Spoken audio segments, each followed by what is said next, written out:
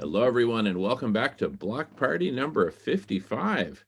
Here we are for the early evening session, El Puente. And I'm very happy because we have distinguished the fundamental foundational prerequisite of agency, that we have agency. And I think that's really fundamental. To have made that distinction, because before we can really get into a proper conversation about collective superintelligence and the platform for collective superintelligence and what we're setting out to achieve in that whole realm, we have to make sure that the folks in that conversation, that everyone has has experienced the ongoing and profound realization of our collective agency, that we can do this, we must do this, and we are doing this, and it will change the world. It's as simple as that. And it's not an ego thing. It's not like, oh, we're so great and all that. But one of the fundamentals for me about agency, this particular collective agency that as I experience it, and it's important to talk about it, and talk about the finer points of it. And if there's points we disagree upon, great, that's an opportunity to uncover things and for all of us to learn. So but one of the things about it, it's really the opposite of ego. It's all about, it's the opposite of individual ego. It's because it's a realization that we are all coming together and that we're all going to do this together, regardless of how long it takes or whatever hurdles we have to overcome. And so let's say that our group here, the conversation, has figured this out and has figured out some things, and we're working towards building parts of the platform. If we find some other community that also really gets it with the whole collective agency thing and collective superintelligence, what are these two groups going to do? They're going to merge. The two groups are going to merge. It's as simple as that. Because anyone who really gets it understands that ultimately there is one single community that's going to emerge from all this. Marco, welcome back. And Sister Ivy's here. I'm going to pause recording for a second. All right, we just took a pause from recording. We'll get back to the thread we were talking about in a little bit. But first, Sister Ivy is going to read us some inspirational quotes. Take it away, Sister Ivy, and welcome back.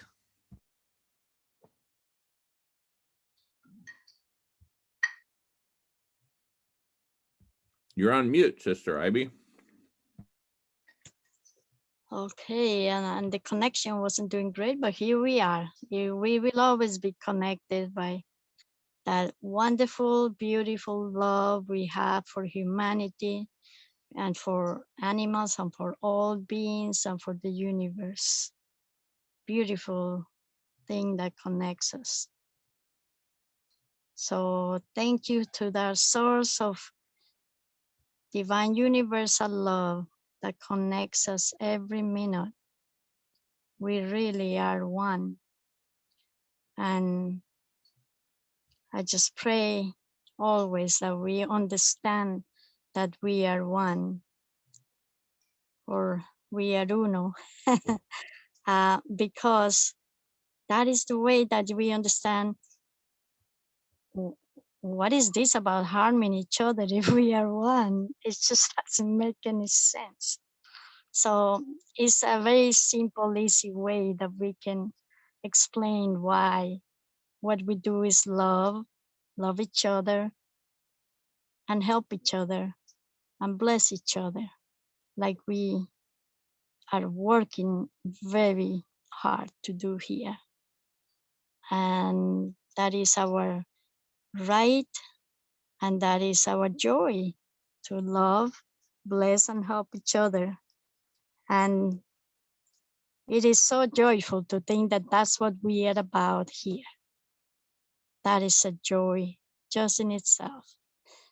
And we can also know that everything that is done this way is blessed. Is blessed, but that wonderful, amazing, unconditional love,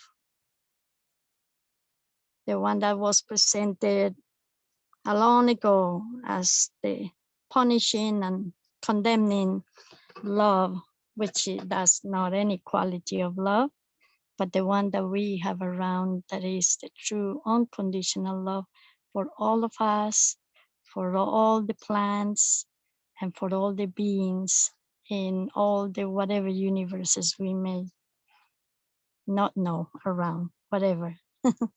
All creation is so unlimited, and is so blessed, all as well, and all the same. And we know this here, and we can just be so grateful that that same universal, divine, unconditional love puts us together and bring more people together every day so that we can really live in the way that it was meant to be, for joy, for goodness, for happiness, for love, for helping each other, for blessing each other. And I do know that all those beautiful desires will be so blessed and kept in our and each one of us love, so that we can accomplish all the good that that divine universal mind has given us ideas to do that. And it's all possible because it's all good and it's all out of love and care. And we are all blessed, and we all have the capacity to do whatever good we can do and whatever good we are to do. And here we are. And bless all of us and this meeting and all the ones that are coming in all the next times, to bless and love and help and live the way that we were meant to live, transforming as we say so much. That's the transformation. So very grateful for being here, very grateful for having this opportunity to share these blessings, and just expecting all the good. Thank you, thank you.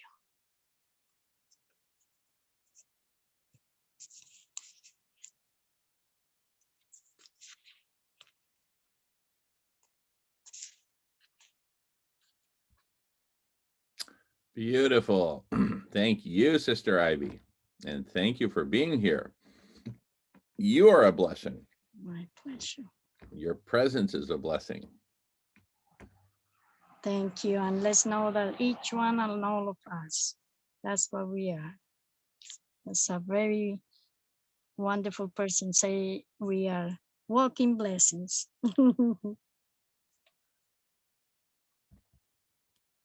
And thank Beautiful. you, brother, for leaving that those some few seconds of quiet time, because that blesses the inspiration. So thank you for always doing that. And I think everyone might be enjoying that quiet, silent time. Thank you.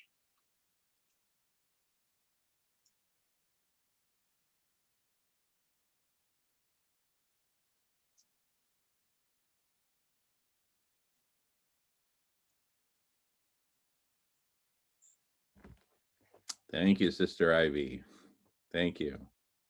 My pleasure. Well, you are the divine feminine among gentlemen here. There are only gentlemen and gentlemen knights here in the room. So you're in very good company. Absolutely. And one Irishman. Oh, I forgot.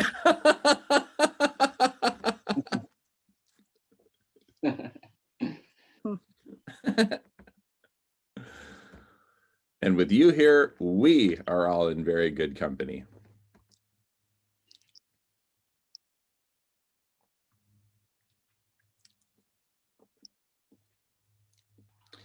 And in fact, when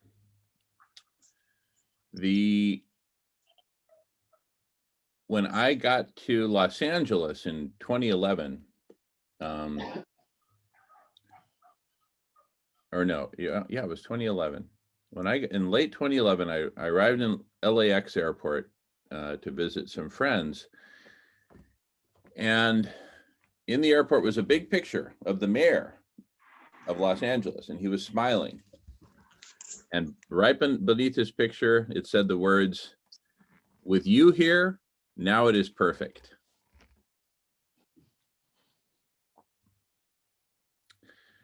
And for me, that should be like a slogan of the conversation. That's a good lead in to what I was talking about a few minutes ago, which is that, and Sister Ivy, I think I hear a little noise in the background there. I think we got oh my God, sorry. No, it's okay. It's okay. And you just jump in. You just jump in, Sister Ivy, whenever you want to talk. I don't care if one of us is in mid-sentence. You just jump in. You never need to raise your hand or worry about any of that. But as I was talking about it a little bit ago, when we, encounter any other groups that also get it like we get it and get this collective agency, our tendency will be immediately to merge, right? And when I say merge, I don't mean merge in the sense of, oh, you've got 20 people talking there and there's 20 people talking over here. Let's all get together and be 40. Though there will be times when that will be the obvious thing to do. But what I really mean is to merge the networks of conversations together. Because ultimately, we need to become one single network of conversations, focused on saving, healing, and transforming life on Earth. It's as simple as that. And if there's a network out there that doesn't get that, well, then they don't get it, right? Or they don't get it yet. And what I'm thinking of is that among the whole network of conversations, there's a crucial series of conversations that I think needs to happen over and over and over again, perhaps on a weekly cycle. And we were covering this a bit earlier, but the first of those conversations is about our collective agency, right? And really steeping ourselves in that collective agency. And Sister Ivy, your inspirational quotes go right to the heart of our collective agency, because we're not just, a bunch of lone humans, floating in space, like up in James's picture there, right? And James, whenever you feel like it, please feel free to screen share that close-up on your picture, which is so beautiful. I just love that. Just whenever you feel like it, James. Could be 3 hours from now. No hurry. We really love seeing you there. There you go. Look at that. Isn't that just beautiful? So we're not just a bunch of lone humans floating in space. We are not alone. Creator is with us, and the angels of our better natures are with us.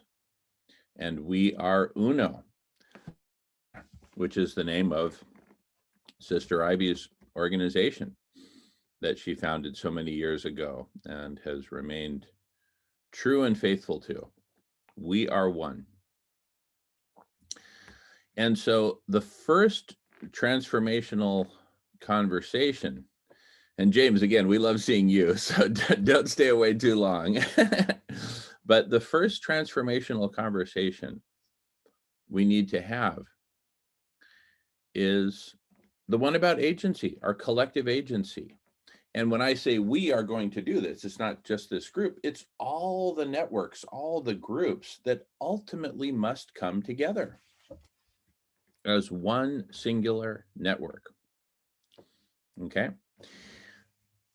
And the next conversation after that one, the next crucial conversation in the series after that one, is the conversation about collective superintelligence, which we're teetering right on the cusp of right now. And we were talking about this earlier when we were recording with our guest, I think her name was Meghna, and giving kind of an introduction and talking about how the difference between the universe of conversations, and James's picture is a really good backdrop for that. Actually, it's perfect. It's really perfect. Here's why. Because imagine that each of those stars in James's painting is a conversation. Right now, in the universe of conversations is very, very disconnected. You've got all these stars floating in space, and they're not connected. What we seek to accomplish is to bring all these stars together into one hyper-connected constellation. Hey, Marco, we've got a 415 area code there. I don't know if you recognize it. I'll pause for a second. So,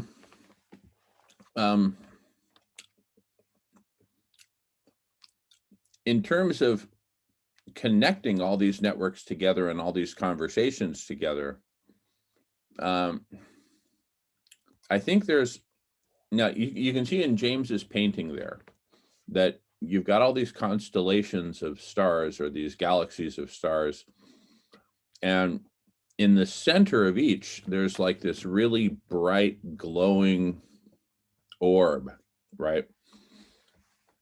Which I would like to visualize as a bunch of conversations that are very close together, right?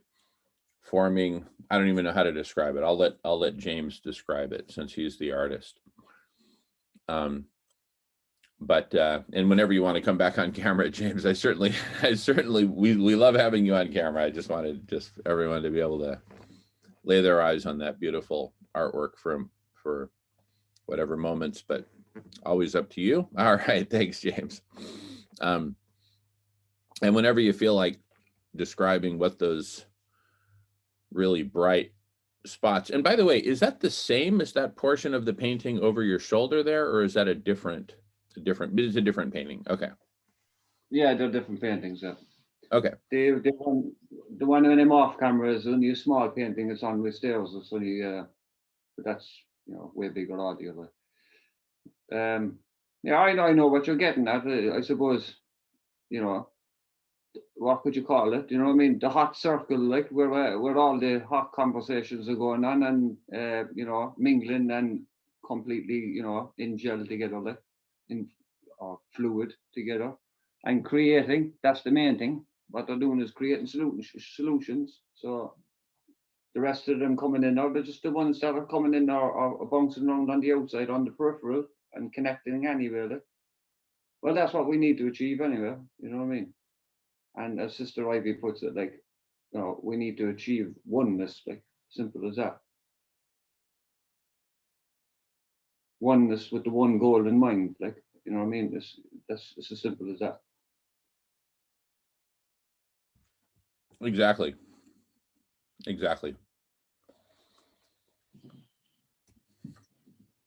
And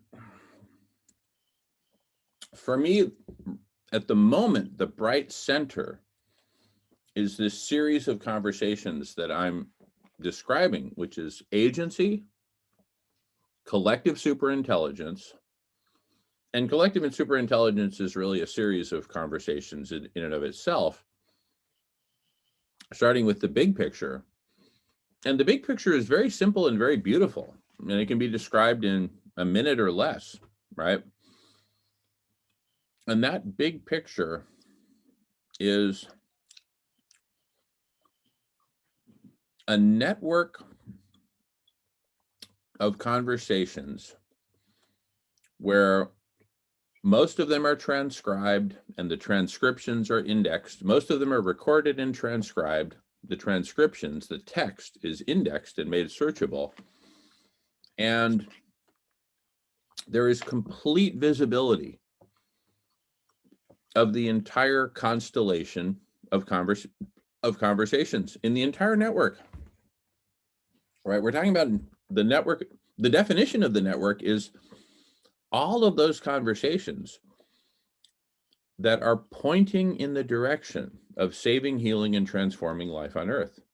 Plain and simple, whether it's about solar radiation management or skyscraper permaculture, right? Or getting the world to go plant-based, or the beautiful programs for feeding everyone, like Sister Ivy has pioneered in Los Angeles. That's the network. And it's connected by all being visible. Imagine a big star chart where you can just see exactly where everything is, when and where the conversations are happening, what the Zoom link is for each conversation, and any other information you need to know about any given conversation, that it's all totally visible, right? That's it. And then each of us, following our intuition, right? And whatever divine guidance we are blessed with at any given moment, we will know where to go. And if one of us is lost or confused or whatever, we just show up someplace like here and say, hey, help me out, right? I need some help. I need some guidance to figure out where to go. Here are my passions. Here are my concerns. Here's what I'm good at. Here's what I love to do. Help guide me. And whether it's your sisters and brothers who help guide you to the right conversation, or whether it's some software, algorithm, or bot, be open to the guidance and go where you're called to go, or where your heart leads you. It's as simple as that. Does anyone in this room have any doubt about the power of millions of us coming together in such a framework? I know, I have no doubt about it anyway, because if 1% can control the whole world, I'm sure if the whole world comes together, we can control the 1%. But the funny thing is, the 1% is not even united. They're not even united. Exactly. They hate each other. They're competing against each other. They're trying to pardon me? Or is that the game? Well, that is the game. I mean, they just happen to be the ones winning at the all-day Monopoly game of individual hoarding, first for individual survival and then for individual aggrandizement. And divide and conquer. Pardon me? And divide and conquer. That's, exactly. That's why there's always nemesis on either side. It doesn't matter whether it's one country's political system against another, or one country's political system within its own country itself. They'll always have one party against another party, so that there's always that tension, and there's always that way then of controlling the people as well. You know what I mean? Letting them think that they have control, but in other words, they're just being controlled at the end of the day. It's also oh, sorry. No, I thought you had finished. You're okay. Carry on. I was going to say, and imagine all of those terrible, horrible things with the big egos. I mean, one good definition I have shared, I don't know in which meeting, about ego is edging God out. So imagine all those things and all those ways with big egos. I mean, how can that ever work?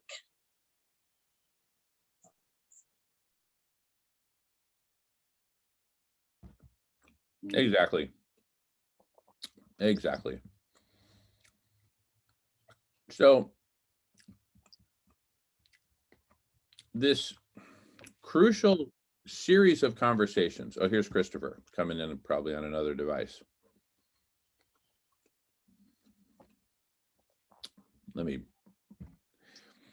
All right.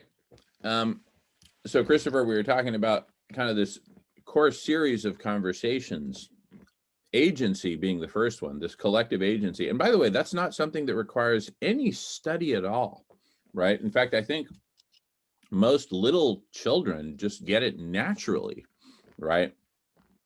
And I think that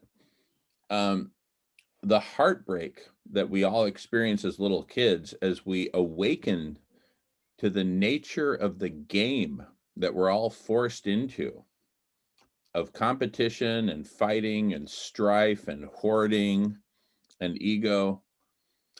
I think that's universal. We all experience this heartbreak. And I think, you know, probably the ones who become sociopaths, you know, folks like Bill Gates, who I used to work for, so I can happily talk trash about him, are the ones who probably experience the worst form of heartbreak. And so their way of then coping is to just hoard, and kind of try to create their own little alternative universe in the world, which they own and control, right? And so it's not something that you need any education. In fact, you need the opposite of education to get. We need to deconstruct the education and the trauma that, you know, caused people to make that deal with the devil and say, okay, devil, you won. I'll be one of your soldiers.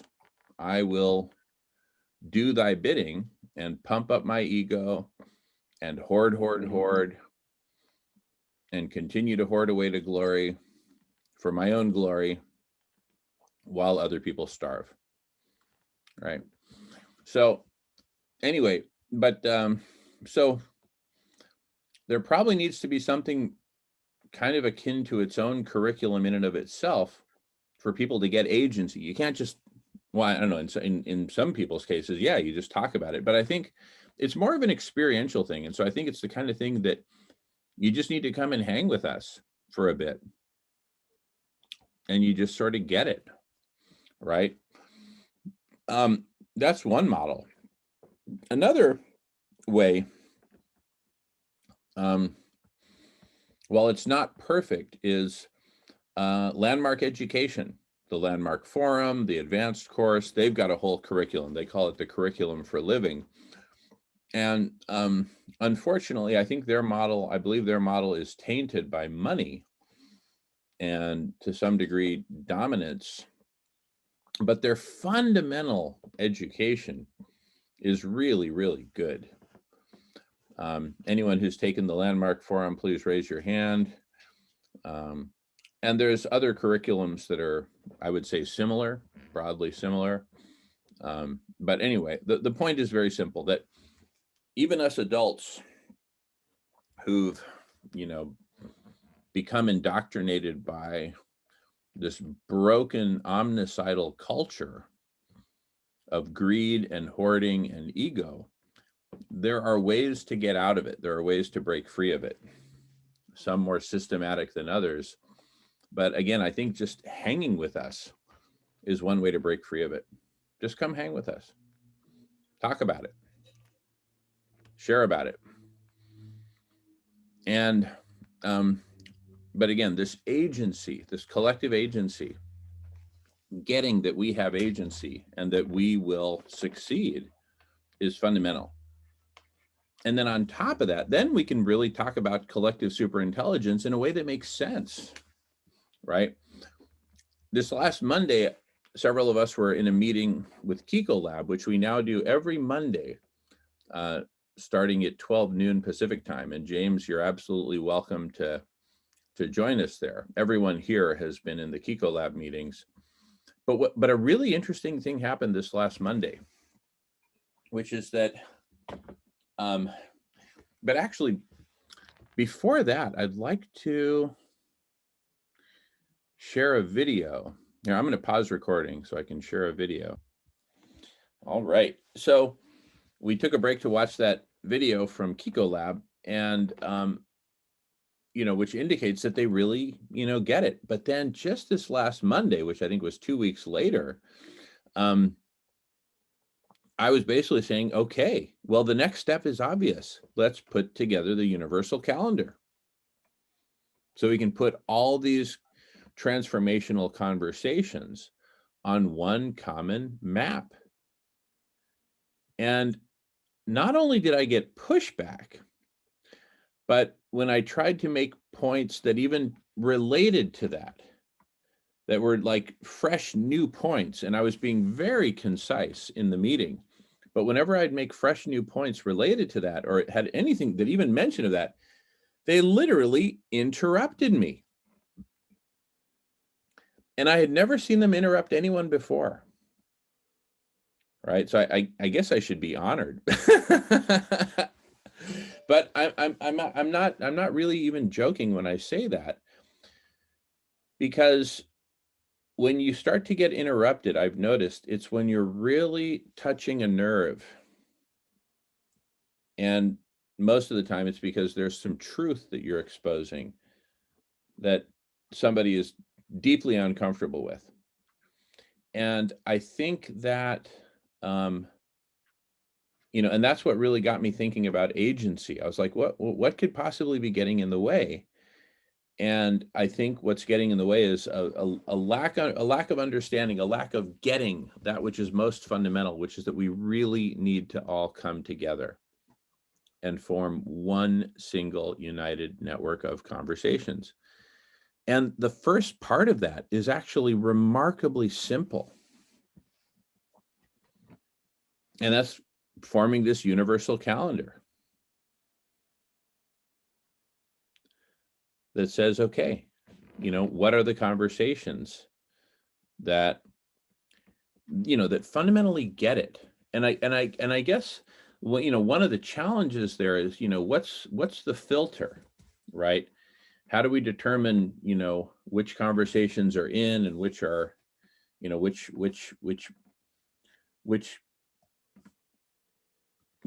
make it. But the thing is, it doesn't really seem like it should be that hard. It's the kind of thing that, either you get it as a conversation, as a group, as a community, or you don't. And it shouldn't be that hard to figure that out. In fact, rather than the filter being, something that's like a software filter or filling out a form or anything like that, it should just be a matter of you just come to the meeting, come to one of our meetings and hang out, and it'll be clear whether we're on the, whether we're all pulling in the same direction or whether it's something different from that. But the thing is, because all of us are to varying degrees trapped in this all-day monopoly game of money and hoarding, and it's not just hoarding of money, it's hoarding of credit, of ego, right? I think there is, there is some fear of all of us jumping into the same swimming pool and really splashing it up. I'd love to hear other people's thoughts on this. Well, I agree, no doubt about it. There's something going on, which I've noticed anyway in the numerous attempts now that you're after making over the last year. There now between the press conference and all the other attempts at getting different groups together, and we were only talking about it earlier on. There's something about it there now as well, except Marco, but it was a different group. But it doesn't matter. The same. There's some underlying issue going on. Well, I'm going to call it an underlying issue rather than put any particular name on it. But we more or less know what it is anyway, I suppose. But it has to do with stepping on people thinking there's, someone stepping on their toes kind of thing, or stealing the parade kind of a thing. I don't know. Ego is, yeah, that's one part of it. But I don't know what the inhibition is about it, because regardless of whether they become as their own network, become a member of this platform, you know what I mean, of networks. Nobody's taking anything from them. They'll still have their own network. They're still going to be talking to their own group unless they're willing to open up to other people coming into their group.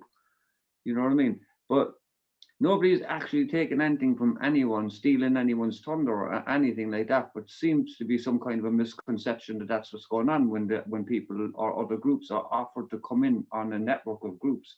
I don't understand it myself, to be honest, because if everybody is supposed to be in this for the one reason that we are all one and we have to fight for this, you know, one planet that we all live on, then there shouldn't be any inhibitions about people stealing each other's thunder or anything. What we're supposed to be doing is giving each other wind.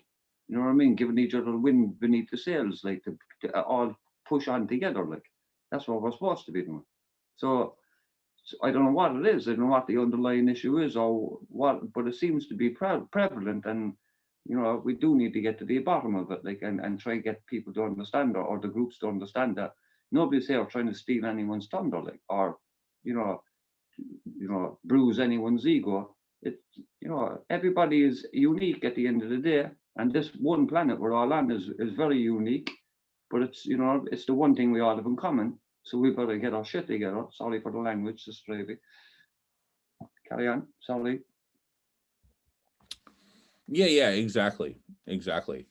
You know, I think one of the things that's really holding us back is that I'm just going to call it the lobsters in a pot syndrome, right? And this is a story I've heard. I've never actually seen it, and I don't even know if it's true. But the idea is that if there's like this big pot full of a bunch of lobsters that have been caught, and one of them tries to climb out, the others will drag it back in, right? You know, whether it's fact or fiction doesn't really matter. It's the image that I'm trying to get across. Let's call it the, you know, the jealous lobsters in a pot. I'm just going to call it the jealous lobsters in a pot story. And so it's like if one of us is saying, hey, let's put together this universal calendar and let's do it here, or let's do it this way, or under this brand, the others will try to take it down because it's like, no, you're going to get the credit for it, and we can't have that, right? And I mean, I think that's been at the heart of the character assassination attempts that have happened against me by another, you know, I'm not going to call them competing because I don't want to be in competition with them, but I think they perceive competition with us. And, but, you know, part of it is that the universal calendar really should be decentralized. It should really be just a commons that no one person or group gets to control. And, you know, there's all kinds of amazing stuff happening out there in the world of, you know, the blockchain, decentralized ledger technology. There's all these fancy names for it, but there's all these really great examples of decentralized stuff happening out there. But the thing is, before anything can become decentralized, it first needs to start somewhere in some concentration somewhere, right?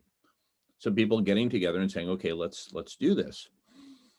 So I don't have that whole evolution all mapped out, but why don't we just start with a freaking website that says, hey, you know, here is the universal calendar. Now, I think it would help very much to have some kind of a sexy name, a cool name for that. I'm going to put into the chat Free. Yeah, go ahead. Mm-hmm. That's the universal name, or the name for it, the sexy name. Just say free universal calendar, because anytime people see free in it, they get their attention drawn to it. You know what I mean? Just free universal calendar, and they'll go, what's that? You know what I mean? At least you get their attention anyway. but it's a free universal calendar for everybody, free for everyone to use, free to get involved, free to get into the conversation. You know what I mean? Free to help out. Yeah, that's one name. So I'll just put free universal calendar. I'm putting in the chat here. Another one is this, transforming, healing, and intentionally saving. Another is Snack Bar, the social network of actual conversations. I think there was one other we were kicking around earlier today. Maybe it was just universal calendar.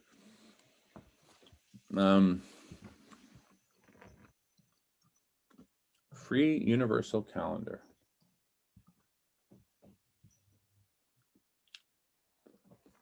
But anyway, I think, and then, you know, having some sort of a categorization system. We recorded a video just yesterday, which I could just play a little excerpt of maybe, which talks about that. Here, let me go ahead and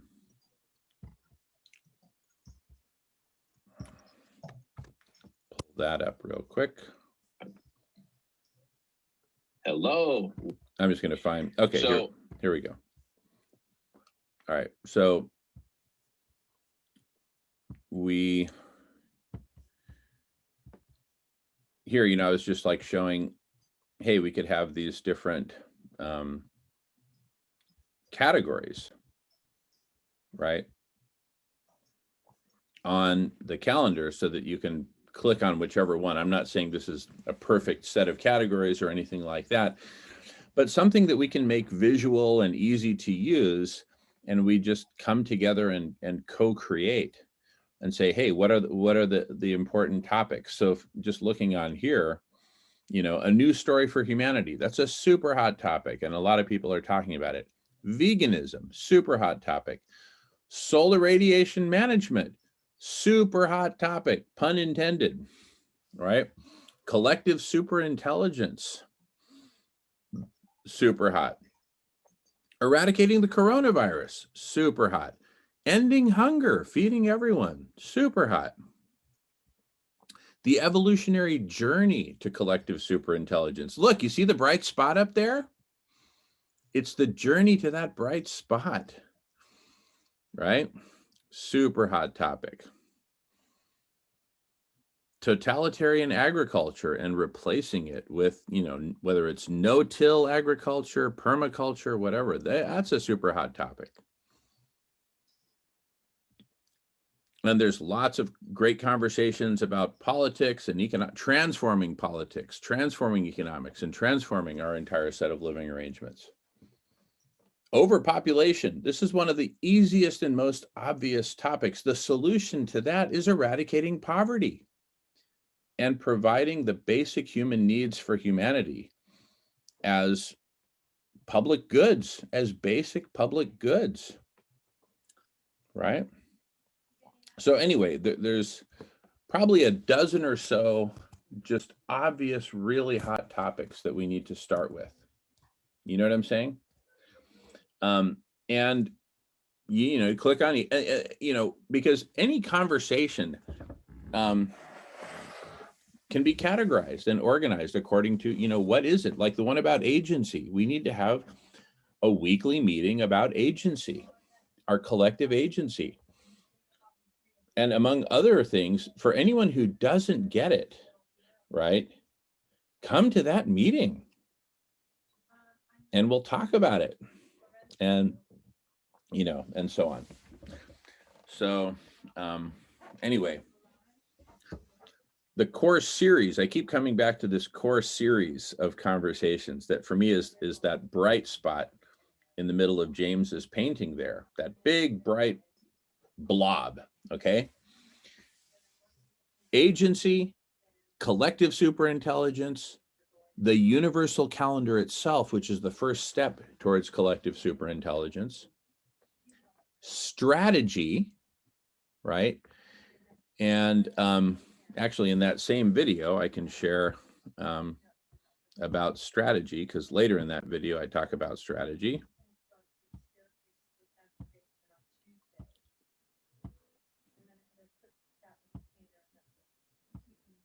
Let's see here. Where's the part where I talk about strategy? Okay, here we go. It's about the rows of dominoes. Here, I'm just going to play this. It'll give my mouth a break for a second. Image, which is this one. So I'm just going to highlight here. Saving, healing, and intentionally transforming life on Earth. Let's take a look at the taxonomy of the shit. At the top, we have the strategy. There's a core strategy for saving and healing life on Earth. The best strategy we've come up with so far starts with food. But here's the thing.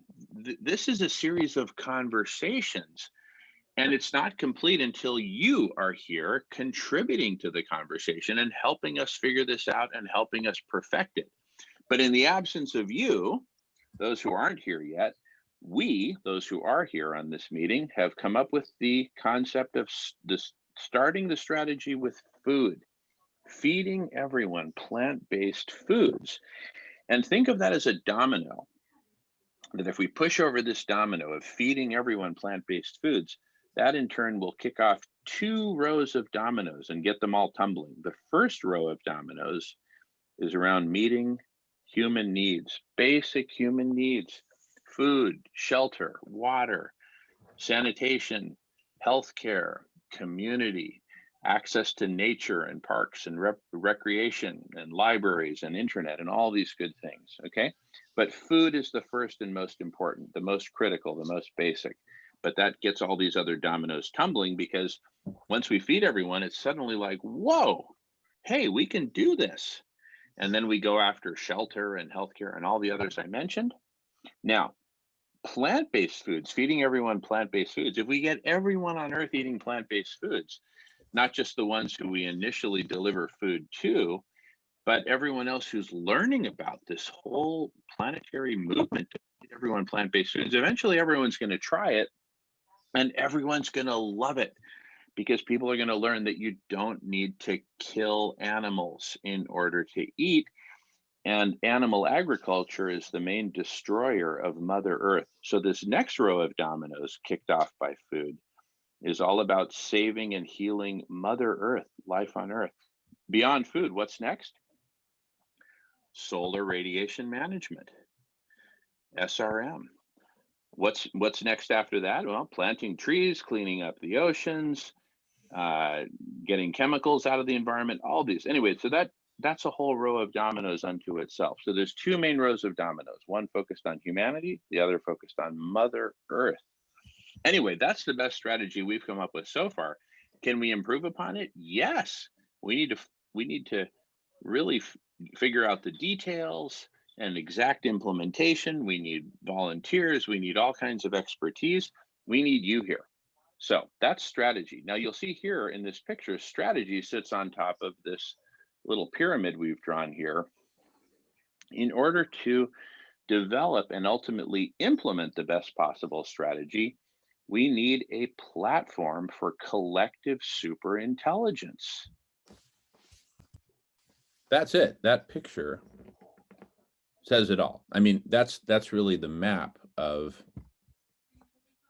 this core series of conversations that I keep talking about. You have agency at the bottom as the foundation, platform or platform of collective superintelligence in the middle, strategy on top, but then strategy branches into each of those individual dominoes, right? Each domino is a solution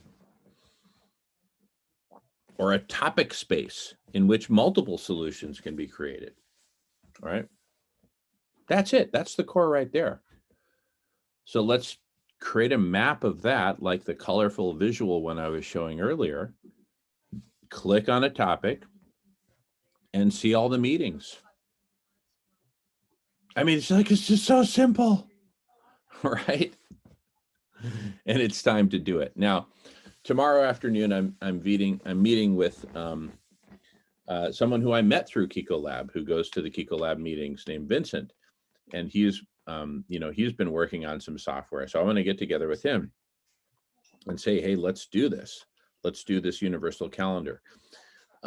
Simon Carter, who's joined us from the UK, the Money Free Party in the UK specifically, he is all hot to get this done as well. So he said, hey, let's work together on this. So, we're in a conversation there. So we're coming together. This is so exciting. I feel like the more we talk about it, here, since Christopher likes my singing so much, I'll sing a piece from that Beach Boys song, Wouldn't It Be Nice? Wouldn't it be nice if we were older, then we wouldn't have to wait so long. And then there's a part of the song that goes, but the more we talk about it, it only makes it worse to live without it. But let's talk about it. Well, here, it's not like that. It's the opposite of that. The more we talk about it, the closer we get to it. That's what I'm talking about. Well, roll it on. That's all I say, anyway, because we definitely need to get it started, as you said. Like, I mean, I know banging on about this for a while. Obviously, you have to get it started. We have to fix this underlying problem as well about what is inhibiting other networks from getting, like, they're not doing anything else other than the only single change they have to do with their network, really, in a sense, is apart from taking apart on this, like, and getting involved, mixing with other networks, which is what they want anyway. But the only thing they really have to do is advertise to their viewers that they'll be found on this platform.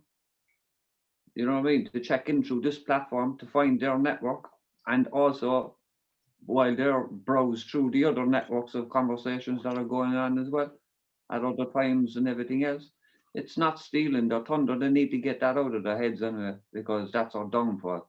I mean, if we can't get it together, I mean, if the people that say they want to do something about healing, saving, and transforming life on earth can't get it together enough to be able to put their egos aside so that they can work together, I mean, that says it all for the whole species. Like, you know what I mean? We need to get together and need to get this platform underway now. Like, I mean, tomorrow, yesterday, we need to get it going. Like, simple as that. People need to put all their egos aside and put all their, inhibitions aside and just get on with it.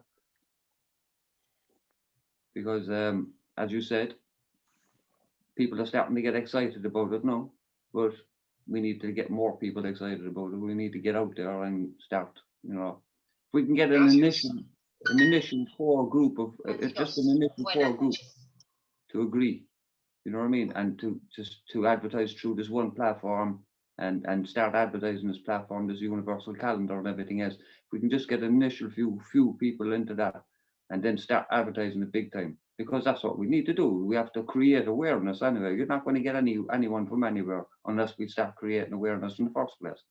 I mean, let's face it, as we know ourselves, 10% of those who are actually involved in any form of helping anyone, only about 10% of them even know the real truth of what the situation is with our climate and everything else. The majority of people are in the dark. So we have to create awareness as one of the biggest priorities we have. You know what I mean? To get the truth out to people, like, and not just get the truth out to them now anymore, like with the half-arse attempts. Like, as I said earlier to Adam, like, they need to punch in the jaw with the truth and then show them that there's an actual way out of it as well. We can actually get out of this if we work together.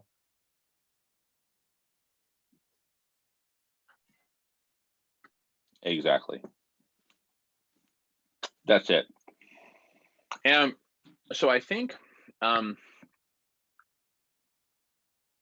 the key is actually starting at the center of your painting there, James, that bright blob at the very center.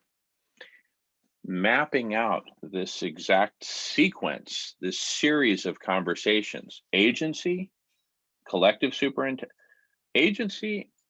Here, let me just start writing it out. I mean, it's just like, let me just map out the list and draw it out on the screen here. We might as well just get this done, because tomorrow I'm going to be meeting with Vincent, the developer, and let's get this mapped out already. Okay, let me do the screen share.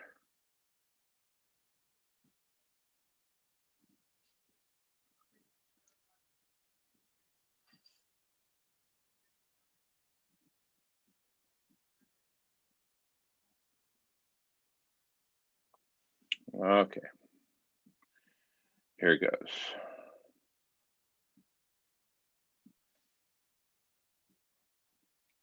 Okay, so we have, and I'm going to draw it kind of as a circle. We start with the conversation about agency, and then from there, we talk about collective superintelligence, right? Where at the core, it's all about the network of conversations. And that leads to the very first step in that is the universal calendar.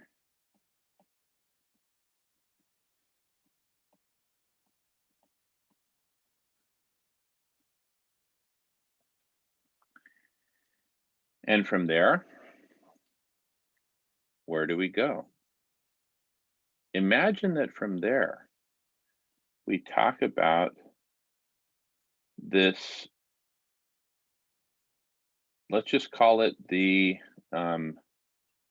this fundamental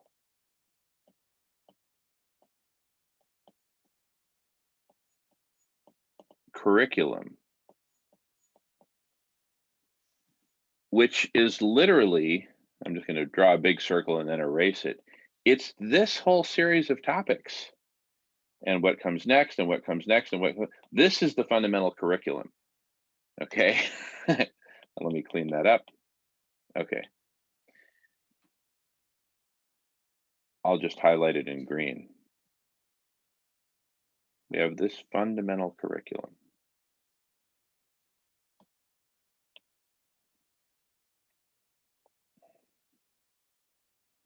And the next topic might as well be strategy and marketing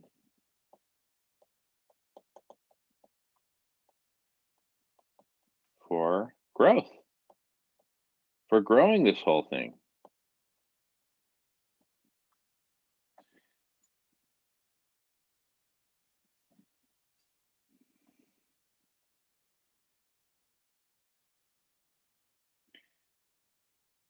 And anyway, again, I'm going to write a little, do a little blob, and then I'll erase it. This whole thing is all CSI.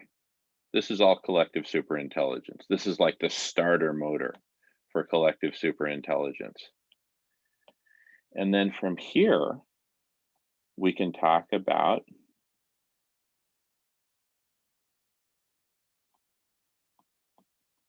solutions strategy,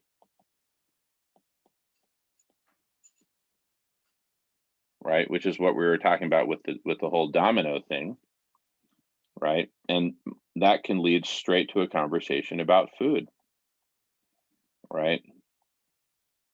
And I'll just call it food plus, and it's really the whole human needs train of dominoes, right? Which will lead to the conversation SRM plus, and that's planetary needs.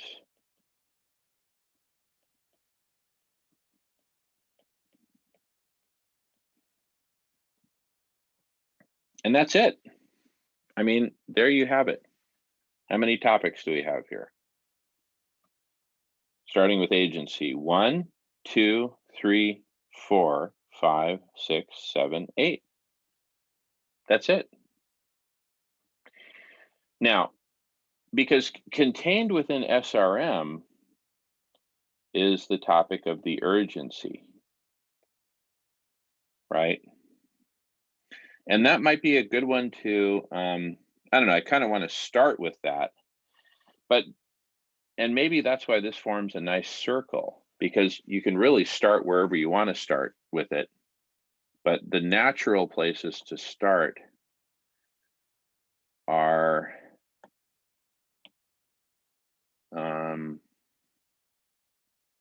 the urgency,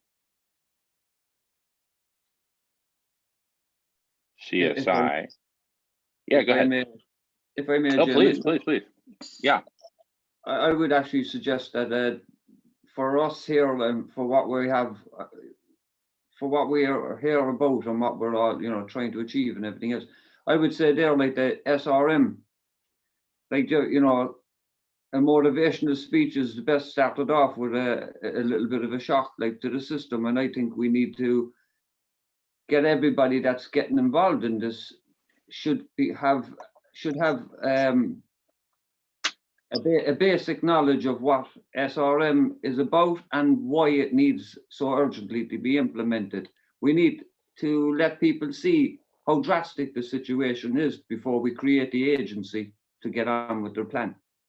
And so far, go around, like. But I think everybody should have, like, at some stage should get, we should figure out what's the quickest way of getting enough information together to, anyone that's coming in we could maybe do a video or something so that we don't have to keep stopping for everybody that comes in, and anybody new that comes along, we suggest that they look at this video for whatever, like, and, see what the urgency is about. In other words, give them the ghost train at the start, in other words, is what I'm saying, like, and then Yeah. they're on board they're on board then with the agency. And then we just go around and around with the plan then again, as you said, and keep refining it. But everybody needs to know what the urgency is. You know what I mean? Yeah, I like it.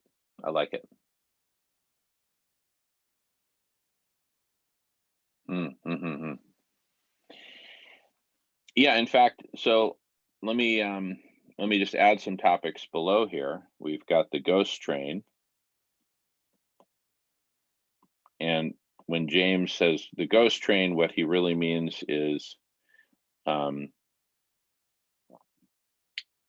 exponential planetary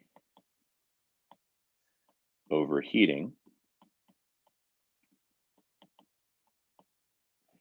There's another topic I would add, which is called the blind spot. And that is about the all-day Monopoly game.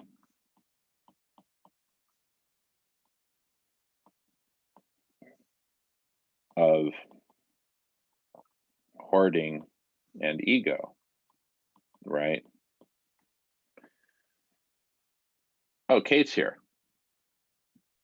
Let me pause recording for a moment. All right, after a brief pause, welcoming those who've just joined.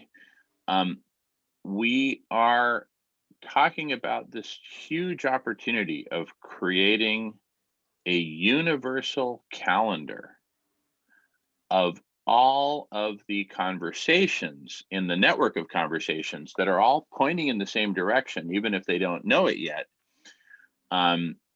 which is the saving, healing, and transforming of life on Earth. And one of the things that we're distinguishing here is that the people who get the full, complete picture are a relatively small number of people at this point. And so we certainly don't want to make a prerequisite to this that you get the whole big picture. And I'll just screen share quickly that big picture that's forming here.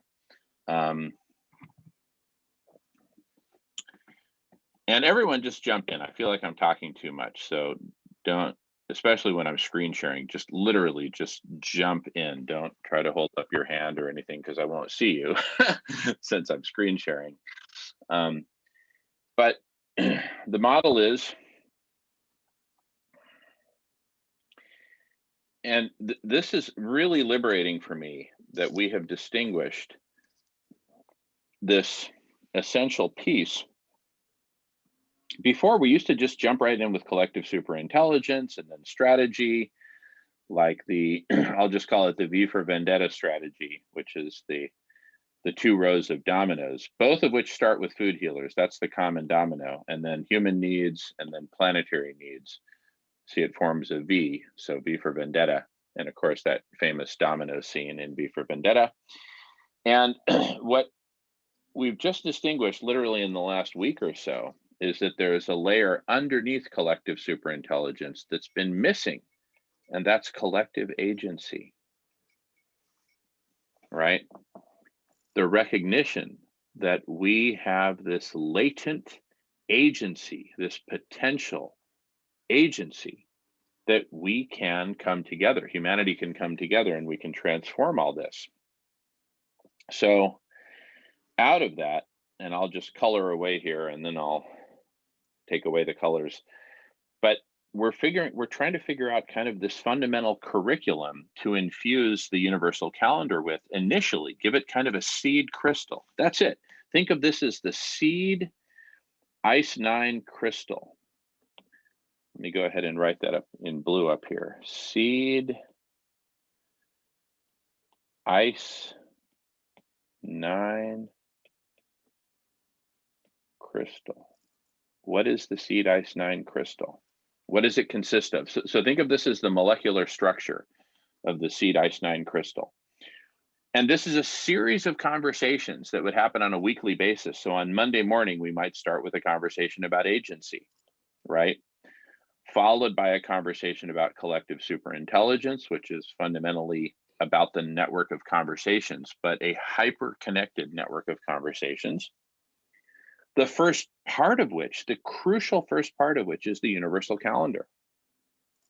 Okay. Another fundamental topic, and this is where the molecule looks at itself, and that's this whole fundamental curriculum, which is this whole thing here that we're talking about. That is the fundamental curriculum. Okay. The next topic is, okay, now that we've got this figured out, or as we're getting this figured out, what is our strategy for marketing this whole thing and growing it, including other conversations that are already happening? They're already out there. They're just not included yet. They're not, on the universal calendar yet. How do we invite others into this decentralized universal calendar? And by the way, the decentralization may be the final thing that happens that really makes this thing take off, right? I mean, it's one thing for Satoshi to code up Bitcoin in his mother's basement. It was another thing entirely for him to launch it to the world. But anyway, we'll get back to that. Next is solutions strategy, and that's this whole V for Vendetta thing. That's solutions in the real world. Starting with food. Food is a crucial first domino, so let's have that as a separate conversation, the food conversation, followed by the SRM conversation and a conversation about the urgency. And all of that, so this is kind of our first pass at the seed ICE 9 crystal set of conversations, these 8.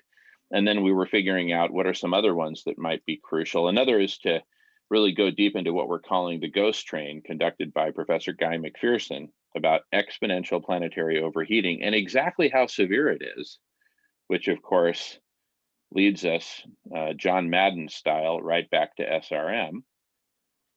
And another conversation is the one about the blind spot. We need to get real about the blind spot. We need to acknowledge the blind spot in the room, which is the all-day Monopoly game of hoarding and ego. Anyway, let me erase all these splotches that I just splotched up the screen with. And here we are. So anyway, that's what we've been talking about. We've been talking about, what is this crucial seed crystal structure? What is that fundamental curriculum of transformational conversations that will get this thing launched? How do we build it? And by the way, I'm going to be meeting with a coder tomorrow. We're going to be working on the universal calendar, the pre-decentralization part, because first we got to prototype it and just get it out there, right? And then, and see, one of the topics is strategy for marketing and growth. How do we reach out to these other networks? A lot of them we know, but most of them we don't know, just because the network itself is so disconnected. There is no star chart. Look up at James's beautiful painting of galaxies and all those stars. We need that. We need a map. We need a star chart that has all these different transformational conversations mapped out and organized by topic. Michael, yes. Hey, Jamin. Well, I just got off another meeting, and I got really excited about it, and then I just had this intuition I should drop in here. I think it's relevant to what you're talking about. Got off a meeting with my friend Harlan, who lives out in Maui. You ever met Harlan Woods, Jamin? I don't think so, huh? Yeah. He and I have been friends for years, many, many years. And him and Adam Apollo, I don't know if you know Adam Apollo too, they're really close friends. And the three of us for many, many, many years, going back to probably the early 2000s, have been kind of ruminating on this idea of like the ultimate social network and everything that would contain. And Bitcoin didn't exist then. Even now, they've been dreaming up a project for a while now that they just got funding for, some initial funding, and it's it's being architected to be a social network, the kind of social network we know we all want and need. It's got everything we want and need. It's not Facebook at all. It's going to be these guys are already way up to speed like I am on cryptocurrencies and decentralization, all that. They're already programming stuff. They're way into Holochain, right? Things like this. So he reached out to me last week, said he wanted to have a meeting today. So he just gave me a little presentation on what, that they're getting some funding, what they're up to, and kind of just putting make an introduction to me that I could get involved with them at some point. It's, so I've been expecting this for a while, and it's, what they're working on is really congruent with a lot of what I'm working on too, with Mythic Systems and Mythos. And, we're going to continue to have meetings probably the next year or two around, what that collaboration might look like. But, when I'm hearing about the calendar, I'm reminded of that conversation because, what they're building, and someone else might be building something similar on different blockchains.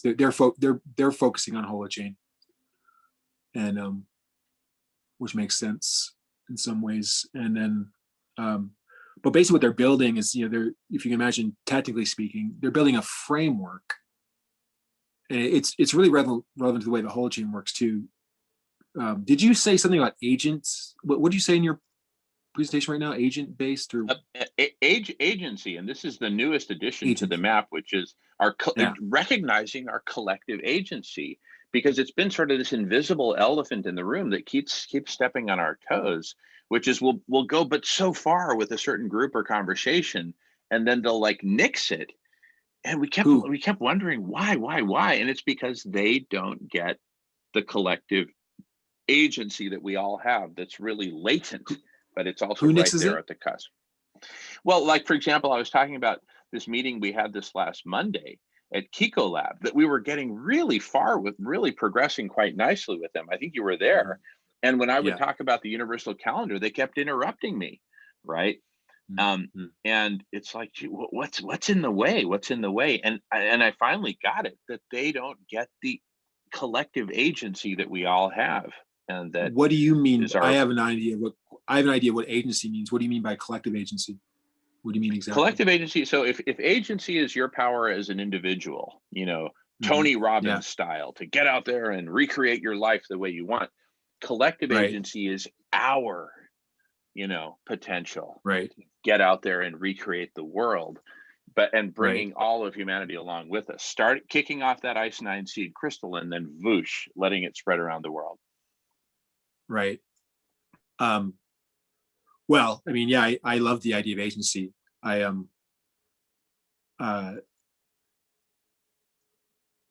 think in my philosophy, in my view, that collective intelligence begins with individual agency. If we don't have individual agency, we cannot have collective agency. Just like you cannot have a bird flock without individual birds. It just doesn't work. So we have to begin there. But also the word agent is also used a lot in a technical way in Holochain, in the way what people really love about Holochain. And I think IOTA works similarly, that it's agent based, meaning that an application such as a calendar or anything that's running inside that decentralized application environment exists in a purely agent way. I mean, and this is technical, but it's similar to the philosophical meaning of agency, where that app could be designed where it actually only exists once for you if you want it. You could just run on your computer and you only use it. Of course, most applications aren't very useful that way. A lot of the applications we have today, have so much more functionality and usefulness and meaningfulness and significance and value when they are connected to other people using them, and we just have this synergy of stuff. So, but it's based on that fundamental style of agency. So, anyways, I just realized that you were talking about that too.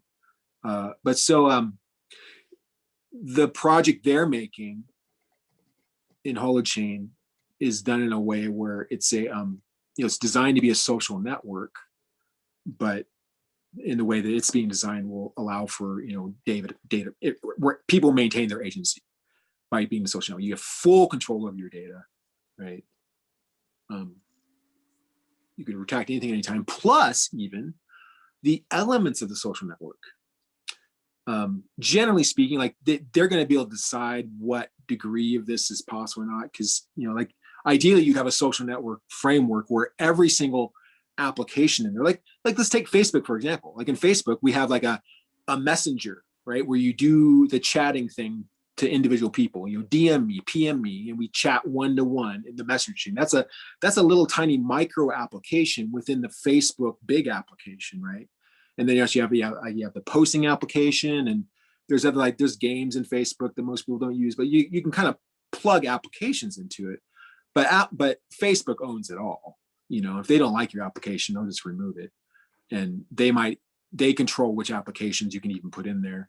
But so this would be like where you could plug in applications, and then also by the way the Holochain works is that anyone can build an application. So if you create a better application, then that application, just by the natural democratic process that happens by people's attention, going, oh, we like this application best, so people use that application. So they're kind of like an environment like that, and they're going to have certain core components, all the things we'd expect from a social network. But like a calendar system would be one such core component, or So I'm just thinking like what you're describing is going to work best in an environment where the content of the calendar is in association to the rest of the social network, right? In some sense too. Just something to put on your map. I don't know what kind of code you're working with, but and it also, these guys are just starting. Also, Holochain. I asked him some questions about Holochain, by the way, because I haven't had my head into so much. He said he's in there. He's talking to the community a lot, and some of the leaders of Holochain are saying right now, third time's the charm. This is I guess they've had two other revamps before now. Like they had their first initial one back in whenever 2017, 2018. They were using and then they shifted their whole programming paradigm to a new programming language called Rust. That was like 2 years ago. And then that had some major problems. And now it's their third attempt now. I think they will get it right. I sure hope they do. Because I don't think they'll get a fourth. But and these guys are relying on it too. They're creating their social networks. So anyways, that's just where I came from. So that's how it's relevant to this. But yeah, you know, when it comes to agencies, like, what's that? How close are they to finishing or completing this Holochain Yeah. social network? Oh, they Hey guys, I have to interrupt just for Yeah. 10 seconds. We're at the top of the hour. Welcome, Sarah in Los Angeles. I'm going to pause recording. And then we got Food Healers starting up. I just need a bio break before Food Healer starts at the top of the hour, Sure. which it is right now. But Sure. carry on, Michael, carry on. And or if you guys want me to keep Yeah. recording, I'm happy to keep recording. Shall I keep recording? I This never sounds like pretty reminded cool. you. Yeah, I don't. You never have to ask me. Okay, Just record. let's just keep it flowing because this is an historic Yeah. conversation as far as I'm concerned. So I say we keep it flowing, and I'll be back. Speaking of flowing, I'll be in 5 minutes or so. All right.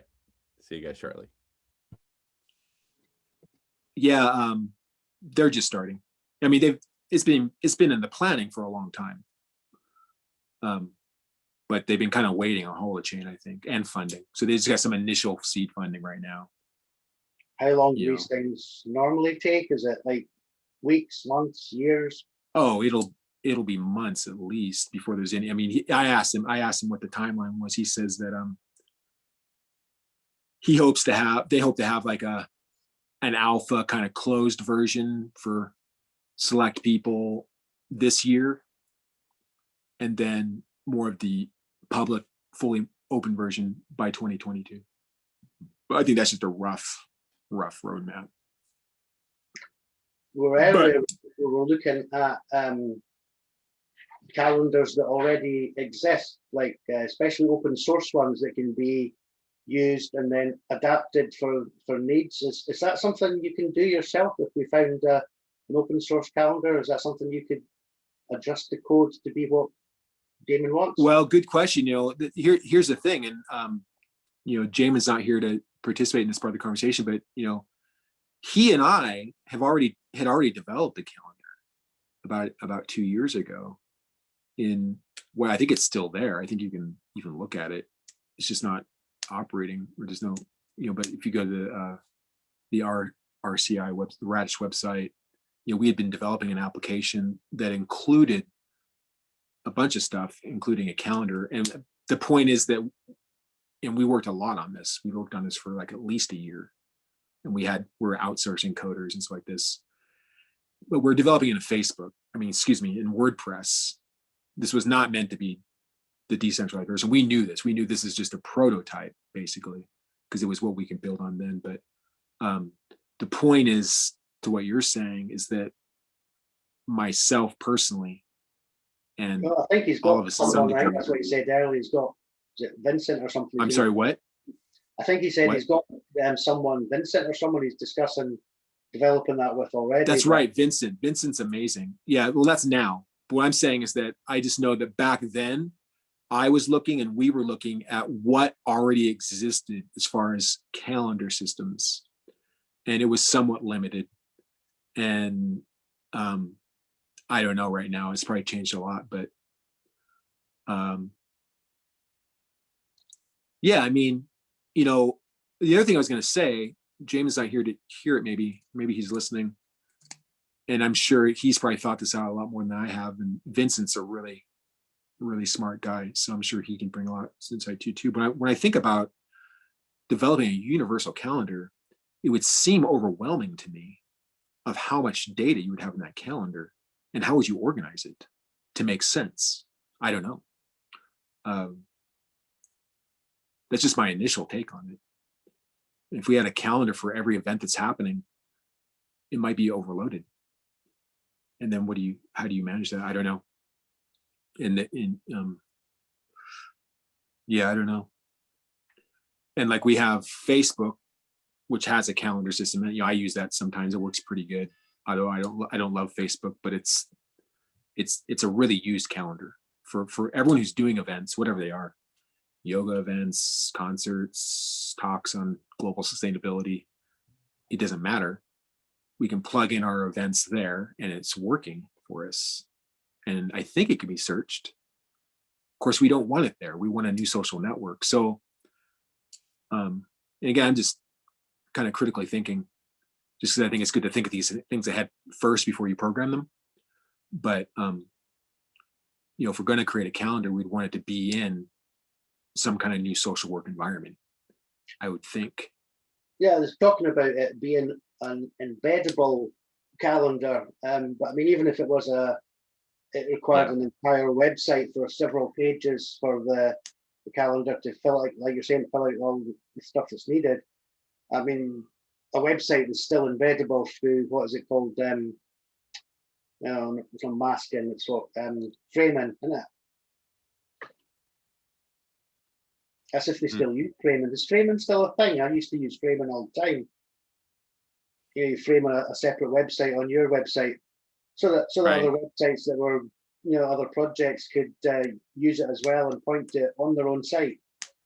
Yeah. Yeah. I just remember framing used to be an easy way of doing that. There's probably a way of doing it now, but I just seem to recall I was framing things and then it seemed to be suggested that framing was a bad idea, or it broke up or something in the system. Maybe they've improved that now, but there must be a way of embedding a website. I know that Facebook can do it. You can embed a Facebook post to any site. Oh yeah, totally. Yeah, it's totally doable. Yeah. So there must be a way of doing it just for a calendar or a whole website's calendar. Yeah, so that people can see it from another site as well, the site where there's like loads of members already, and they're adding their events to that. Then it can be seen directly without leaving the site.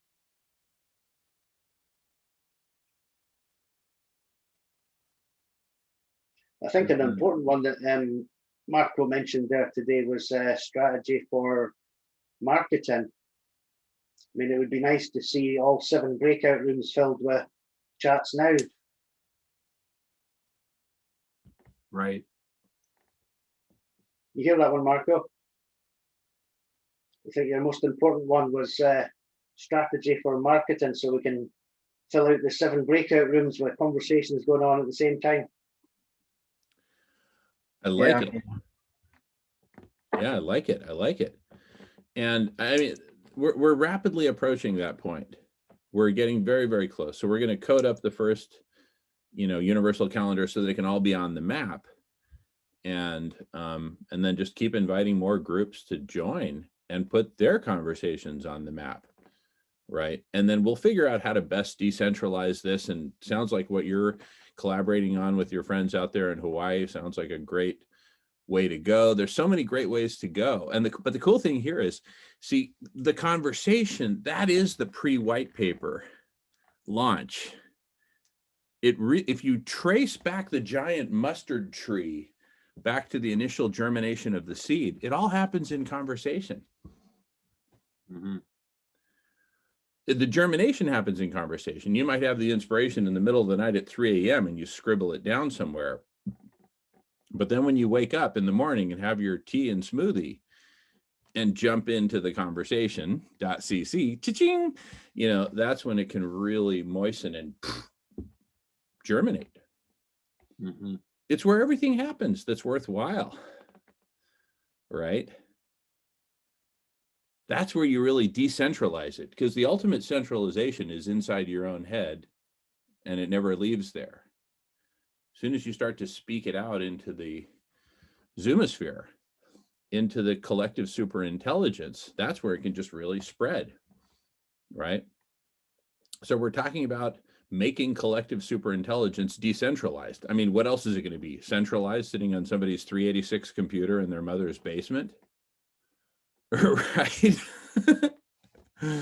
So no, you know what, this like feels like the beginning of the computer revolution, 1980 all over again, or 1975, or pick your date, really doesn't matter, but it feels like the beginning of the computer revolution all over again. And then fast forward to 1995, the beginning of the internet as we know it all over again. and then 2.0, 3.0, 4.0, whatever, and then boom, collective superintelligence, the next wave. This is the next wave right here. This is it. And we're just mapping it out because the universal calendar is, and I assume you can see James's beautiful artwork there of galaxies. It's mapping out the star chart. It's mapping out. Here's where all the conversations are. Jump in, right? And each of us is in our own individual Millennium Falcon, right? With our own Chewbacca, and we're just zipping around from conversation to conversation, right? Chewie, watch out for that asteroid, right? Actually, we've got our own Chewbacca right in the room. Turn on your camera, Christopher, so we can see you.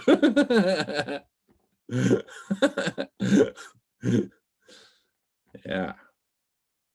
There's Chewie.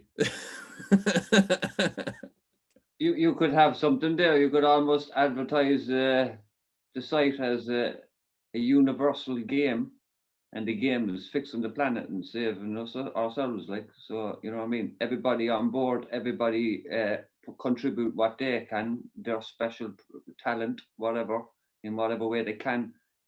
Match them up with the right people so that they can get together and converse and come up with even better solutions together, and then pass that on to the right individual here. And everybody's working together individually and collectively in order to come up with the right plan to win the game, and winning the game is saving the planet. Yeah. Yeah, I'm working on some of that. Gamifying it. Gamifying meaning making. Shankar, welcome. Hello, Jivan and everyone. Hey, Shankar, welcome back. We are recording, and we're in the middle of this super cool conversation. And Shankar is good at coming up to speed, so we'll let him just do that naturally. But, you know, I think this Holochain might be a really cool way to go, because each person really has their own view of what the universal calendar should contain, or their piece of the universal calendar. And then people can either subscribe to this decentralized, you know, truly decentralized universal calendar and publish to it, or not, you know. And everyone who does just contributes and contributes and contributes to it. And we can have, you know, different filters, different parameters that you can either turn on or turn off on your own Holoport, right? So that each of us really ends up with our own view of the, you know, the universe of conversations.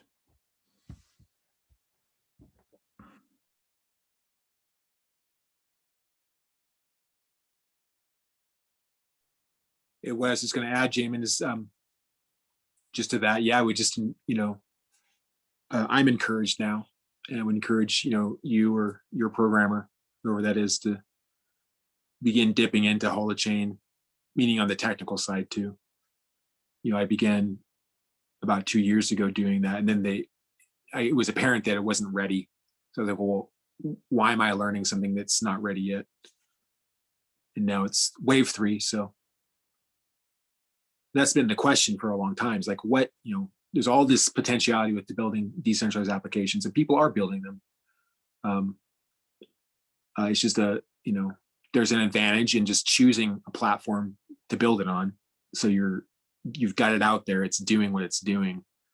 And there's also the advantage of waiting for the ultimate platform, but we don't know which one it's going to be yet.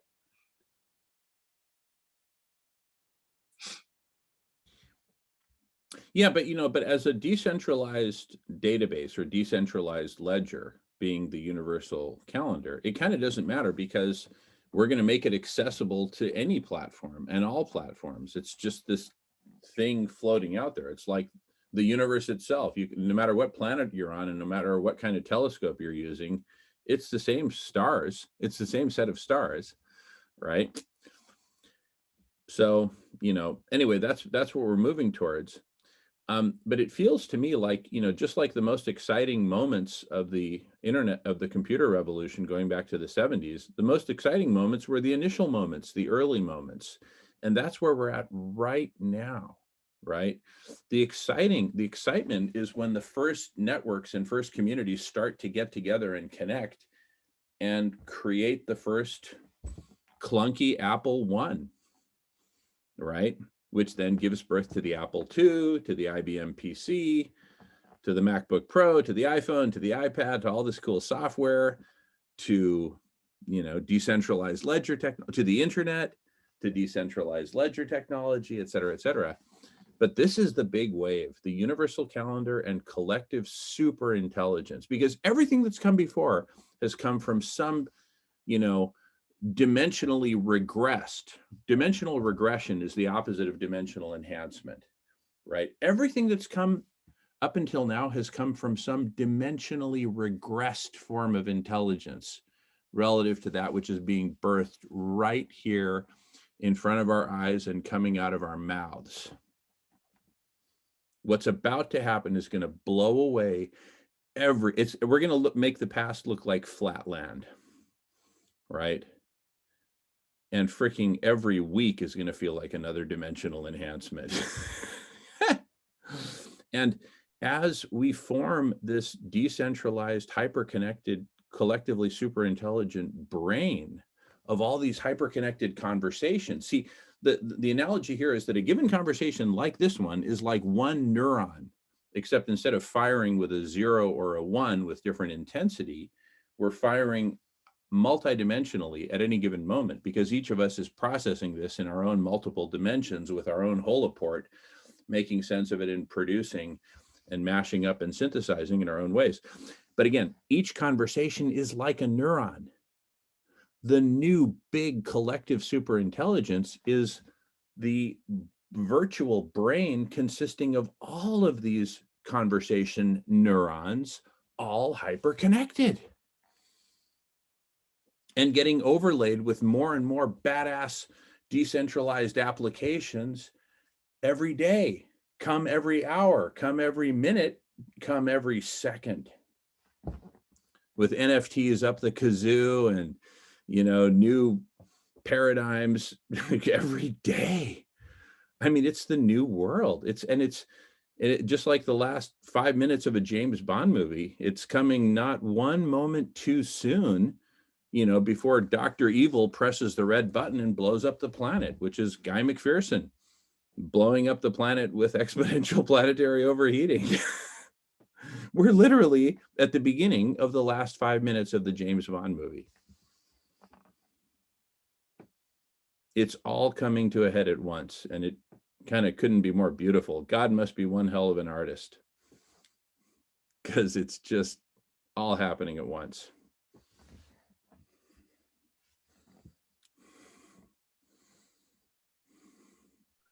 Yeah, I've been referring to it as the emerging new planetary renaissance for a few years now. And then I've been hearing this new term, the regenaissance is happening. And I'm really seeing all the signs of it. It's an interesting, I think it is. There's an intelligent design to it, the way that things line up. For example, there's a coordination of events going back to around the year 1970 or 1969, when at that time, within the scope of a few years from like 1969 to 1970, we had at least 3 things happening in coordination. We had the very early seeds of the internet was an ARPANET. It was a government project. Without that, we would not have led to the internet. That was being planted in, I think, 68 or 69. At the same time, the Apollo space moon missions sent back the first images ever of the Earth and broadcast it to billions of people on live TV for the first time. Billions of eyeballs, like a single organism, was looking at itself for the first time in the history of not just humanity, but in the history of the planet. what a moment that was from the moon, you know. And at the same time, it was that was I think the launch of what's the name of the organization? Greenpeace, I think, was basically emerging at that time. And I think that the Jose Arguelles had first launched in 1970. I think he had proposed and initiated a global Earth Day, I believe, was at that same time. So we also had this, you know, even though the environmental, there were outliers. There were people before 1970 who were aware of the detrimental effects on the environment, but there was like a cohesive awareness that came together at that same time around that this whole idea of an environmental crisis was basically made coherent around that same time, end of the 60s, 1970s. So here we have, we had the internet coming along with the recognition of the crisis, with recognizing that we were actually a planet from outer space at the same time. And now here we are decades later with all of those things also having progressed side by side. So I tend to think it's just all on track. And but then I think we also get these resonances with, I get this idea that from this quote, I don't know who said it, that history doesn't repeat itself, it rhymes. And I think we're rhyming a lot. I think there's many resonances happening now, but we're rhyming a lot with the Italian Renaissance right now, where, you know, the Italian Renaissance was one of the greatest periods of human history, in my opinion, that actually, it wasn't just Italy. It happened in Italy, it's centered in Italy, but it affected the whole world, and it affected the world forever. So many of the shifts that happened during that time, it wasn't just about art. There were innovations and revolutions in science and politics and the way we even view human beings and who we are as human beings, and our philosophy and even our consciousness around what it means to human being. We're all changed during this scope of 100 or 200 years in the Italian Renaissance. And the things that the preconditions for the Renaissance, right before the Renaissance happened, it was the fucking plague. The Black Plague happened. It was a really bad time. People were dying. There was a virus. And then right after the plague, you had all these big, rich, fat cats, people who had made it rich. And they saw the delicacy and the greater meaning of life. And they began loosening up their purse strings and doling out the gold to Leonardo da Vinci and Michelangelo and all these guys. They said, hey, you poor artists, you guys got to go around here. Take a load off our gold pockets. We're seeing the same thing right now. You got, all these crypto millionaires, huge, rich young kids with more money they have to do with, and they're like they're buying all this NFT art for millions of dollars, and they're putting into projects also in decentralized land for just unloading the Bitcoin into projects. I see the same pattern happening. So I think we're really on the verge of a renaissance, and it's accelerating, and it's not just about the art. Is more. So it's a very exciting time to be alive. I'm pretty optimistic.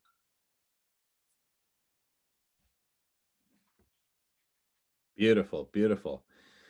Hey, well, I want to welcome everyone who just joined. I just noticed Ray had joined, I think, while I was away. Well, welcome back, Ray. And Ray's typing some cool stuff into the chat, mentioning some other points on the map there. Diet for a Small Planet, 1971. I actually know the author, Frances Moore Lappé, and her daughter is doing some cool stuff these days. And then Silent Spring, 1962, which laid the groundwork for Greenpeace, which came 8 or 9 years later, that Michael mentioned. So, and here we are half a century later. This is like the movie 2001 or something. Close your eyes, and when you open them again, we're on this spaceship called the Zoomosphere, with these insane technologies and AI exponentiating, the decentralized paradigm, blockchain, NFTs just going crazy, and all building off each other in this amazing cosmic cyber popcorn machine. So welcome to the future. We finally made it. Diet for a Hot Planet 2010. I think Ray just made that up. But yeah. Not at all. That's Anna Lepe's book. Oh, no way. Diet for a Hot Planet. Wow. Well, here are the chefs in this room for Diet for a Hot Planet. Annie and Sarah, who are here right now, were a week ago, were on Jane Unchained lunch break live with plant-based stew, which is the basis for what we're expanding in Los Angeles, building off the great work of Sister Ivy. And Sarah is doing an amazing job leading the charge for the expansion of that. And just super exciting times. And we are in Food Healers now. So welcome everyone. We've just been kind of building off this cool conversation from the previous couple hours about the universal calendar, collective superintelligence, which is finally crystallizing. And so exciting. So yeah, I'd love to hear an update from Sarah. What's happening with the food program down in LA? All right. Hello. Sarah. Yep. Yeah. Go for it, Sarah. We are recording, everyone, and we can pause anytime. No problem. Just anyone wants to pause. Everyone's got the red cord. Pull the red cord if you want to pause. Otherwise, we keep it rolling. The update is that I received an email back from Chong, and he said that one park is not interested, but the other, he copied the woman that's the head of it.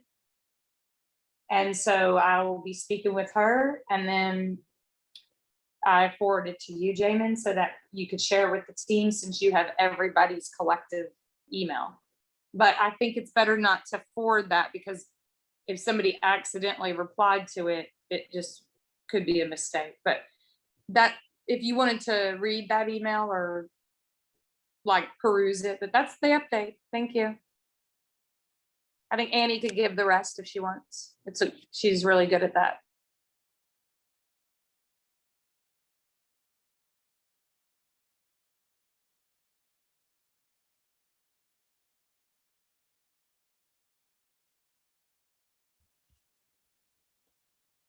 All right. Looks like Annie's busy with something there, and that's okay.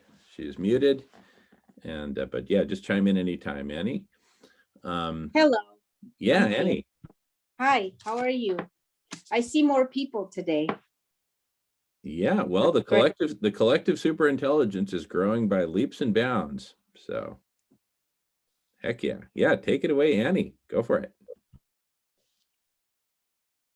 So you guys know that we're gonna do another show on May 7th, but we made the stew last Friday, and it was really great. I think it's very easy. And if I need to teach people how to do it, I can do that. You know, it's really simple, very fast. So what else? What are we talking about exactly? See, that's the thing. We're in a hyper object of a conversation where we're talking about collective superintelligence and how we're expanding that.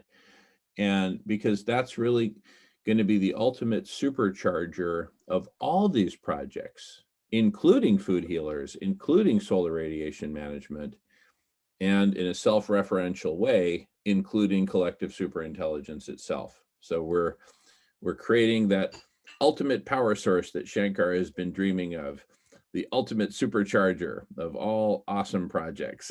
So anyway, that's what we're talking about. So you're right on. Yeah, go ahead, Annie. Mm-hmm. So yeah, Sarah shared with me that I wasn't there in the morning. She shared that you guys changed the name to this,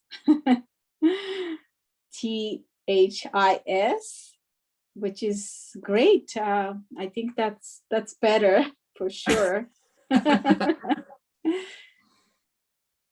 Yeah. Yeah, you know, the community can grow.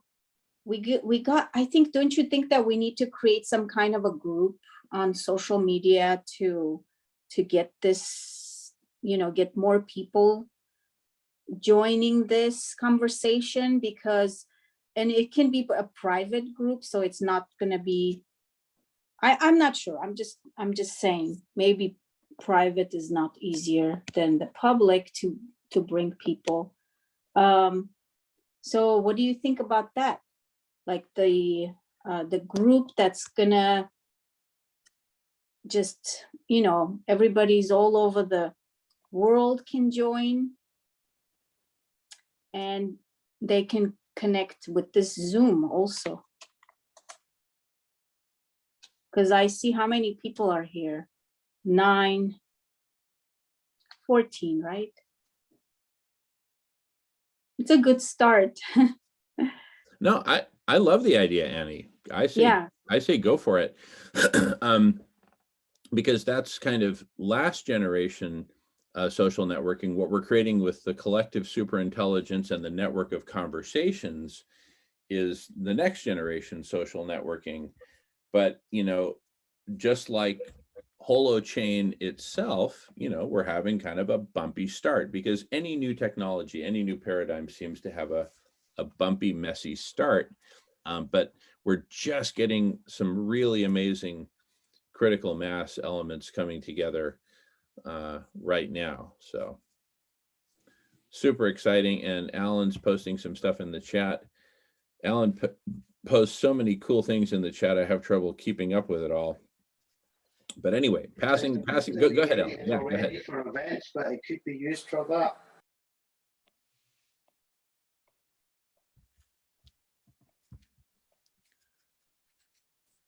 I didn't quite catch what you said. You said it could be used for it?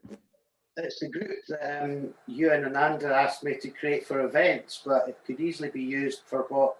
Is it Annie? Yeah. Oh, let me see where is. Yeah, once you have everything like figured out, what the name is and what we're for, the mission and the vision, it can be created. And then, yeah. So is that created already, or it's just still in a process? Well, the group exists, but it might be a good idea to have several groups with several different names, and promote them all, and then use them as on-ramps, like Jamin was talking about on-ramps. There's different ways for people of different interests or different backgrounds to find it.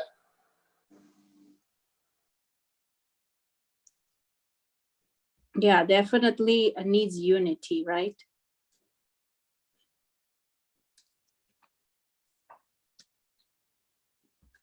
Yeah, and speaking of unity, that's one of the things that we're creating with the universal calendar, which we're just about to get coded up, and we're meeting with different developers, and also, figuring out exactly how we want it to be. And that's what we've been talking about for the last couple of hours, because it's the universal calendar that's going to bring all these different groups and conversations together in the virtual space. And one of the ways that we're breaking out from the virtual into the physical, the main vector is food healers. That is the #1 flagship project in the physical world, is feeding everyone plant-based foods. Or as Stephen, is it Weinberg? He hasn't been on here in a few months, but anyway, he calls it plugging in the computer, feeding everyone, the ultimate power source for humanity and for the planet, since it's plant-based foods. Mm-hmm. So yeah, it's all coming together. So exciting.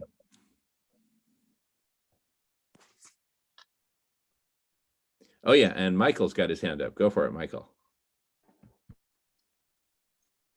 Thanks, Jamin. Oh, I was just going to say, I think the ideas come up a couple of times around creating another space that could run in parallel to this space, that could have more capacity, and it's just a different medium, and I really I see that I think Discord is a great place to do that. I know a lot of people aren't familiar with Discord, but a whole lot of people are. A lot of people are, and especially in what I see is, in this emerging decentralized space. Again, there are a lot of conversations happening. Some of them aren't as orientated to global sustainability as we are, but nonetheless, there's a lot of people that are working on projects that are, working in that paradigm that can lead to that. And they have Zoom calls too, and they chat on Twitter, and they chat on Facebook, and they chat on Telegram. But I tend to find that I think Discord seems like all of them use Discord. It's like Discord's a very common place to go. And,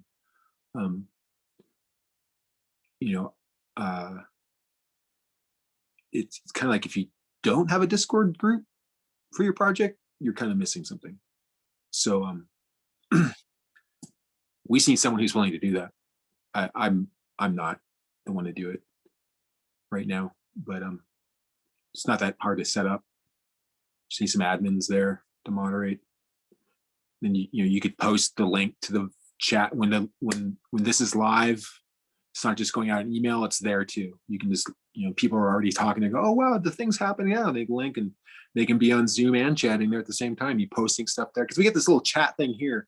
It doesn't work very well, in my opinion. Works fine. It's useful for us, but there in Discord, like that'll stay. Then the chat's there, and you can have all the different breakout rooms, and in the chat itself, just a really robust hierarchy of topics and stuff like that. So who's going to do it? We just need someone to step forward. But the beauty of this is that since we're in this kind of, decentralized paradigm, no one is really asked to do it. Whoever just wants to do it, whoever's inspired, will just step forward at the right and perfect time and just do it. And what's interesting is, since we've been talking about the universal calendar, that's one crucial part. The Discord piece is a subset of a larger fundamental part, which I'm going to call the architecture, the emergent architecture of collective superintelligence, which includes the Zoomosphere, Discord, traditional social media, right? Email and word of mouth, right? I mean, they're all components, and it's just this emergent architecture that may never get actually mapped out because it's evolving too quickly for anyone to even map it, until some historian comes along 20 years from now and asks the question, what happened? Right? Let's figure it out. So, but yeah, these are fundamental elements. I personally think the universal calendar is the big one at this point, because is Discord mostly text-based? Is that really the medium? Is just like, multidimensional chat? Yeah, well, it's not even, it's pretty obvious. It's just, it's text-based. It's a place, but it's got categories. So like if I've actually got one for Mythic Systems. It's just like, I haven't promoted it yet. I kind of just put my stake in the ground, upload my little icon. Then you can think about, you can add like, well, here's the introductions room, here's the general room, here's the urgent questions room, here's the vegan room, here's like, you can put all these rooms, and then people can chat. So it kind of like organizes things a bit, right, in chat. You can have as many of them as you want. So, sometimes you go in a room, like Holochain has a Discord, I'm sure. They also have other, the people might be talking in multiple places. This is part of the decentralized paradigm. It's not all happening in one place, and it's fine that way. But yeah, Discord's just like that. Go check it out. You can download the app. You can run it on the website. There's an app that goes on your desktop. I think it started really popular with gaming groups. Kids playing games. They go to Discord and they talk about their games, stuff like this. But now it's applicable to anything.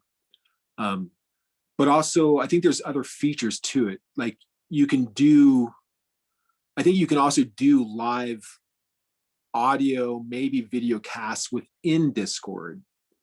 And you can also control there's some subscription control too, where like you can make it that the whole thing's just open to anyone. That's very common. But then you have certain rooms that are VIP. Like I'm even part of certain like crypto trading groups where I can go there and I can join the free Discord and talk to anyone. There's tons of conversations happening. And if you sign up for what, $29.95 a month, you get in the VIP room where the organizers sharing key tips and hot news, stuff like this. So that's also part of what's attractive to it, is just it does have some dimensionality to it, things like this. And then you could also be doing like, there's live, maybe they announce on Twitter, I'm going live in 10 minutes on Discord to talk about X, Y, and Z with Peter S. and Sally Sue. And then everyone jumps in and they get the live broadcast, I think it might just be audio or video. So, it's like that. But, I pay attention to these things, and I think like years ago, it was Slack. Remember Slack? Slack was a thing. That was the place where everyone had a Slack.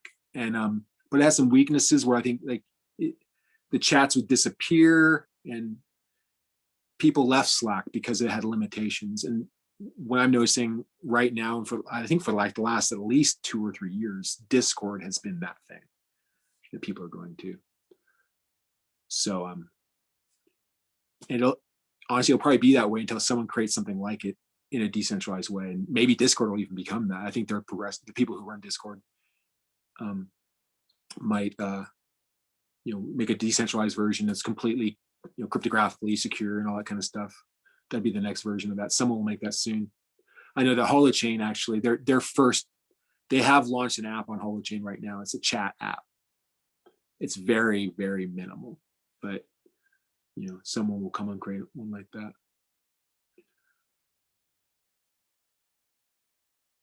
But it's cool because it's like, when you're that way, someone says something cool, you're like, I'm in certain Discord groups where I may not be there for a day or two, and then I can just drop in when I'm available at 1:30 in the morning, and I can scroll back and see what everyone was talking about with links and stuff like that. So I think that's why it's helpful. This is just different. As I said before, this is live video. These are recorded. I do not think that people are going to go watch a 3-hour video as much as they're going to scroll back up through chat. It's much more efficient to scroll back, Totally. It sounds like Discord is the ultimate asynchronous medium, just like this is the ultimate synchronous medium. You have to be here in order to really tap into this one, whereas Discord, it's just whenever you feel like it, you show up. Hey, one more thing. I would do a Steve Jobs one more thing. Yeah, I know Jamin, you and I were talked about this before, but just put it on everyone's map, and anyone who's inspired too, go check out Theta. And Jamin, if you've been noticing, Theta's doing great as far as its valuation. Theta's like the YouTube of decentralized paradigm, and it's looking great. It's looking really good. And I've gone in, I've actually watched videos on there. It's cool. It's probably going to disrupt YouTube at some point. And I just wonder if they have now, I don't know if they have now, or if they will have live video casting group like we do here. That's the thing. When we get like the Zoom functionality and something like Theta, that's going to be really cool. So, just saying, again, I don't have time to fully flesh it out, but if someone else does, Theta is something to put on your radar. I just noticed the first link to the group there. I posted the wrong link. It's a different group altogether, but that's the one right at the end of the chat there.